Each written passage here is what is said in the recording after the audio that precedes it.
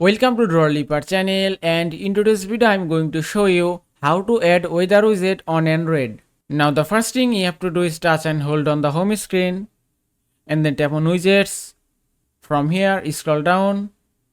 Here at the bottom you can see weather option, then just tap here, and from here you can see 5 kinds of weather widget, and you can set any weather widget to your home screen as you like. If you want to set this weather widget, just touch and hold it and then drag it on to your home screen, and it's done. Now you can see in my phone weather widget has been added successfully on home screen. Now if you touch and hold it and then tap on settings, from here tap on change.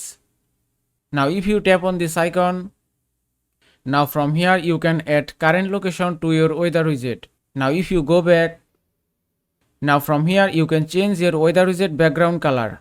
You can select white or black color as you want and then tap on save, and it's done. And that is how you can add weather widget on Android. I hope this video was helpful. If it was, please give it a thumbs up and don't forget to subscribe.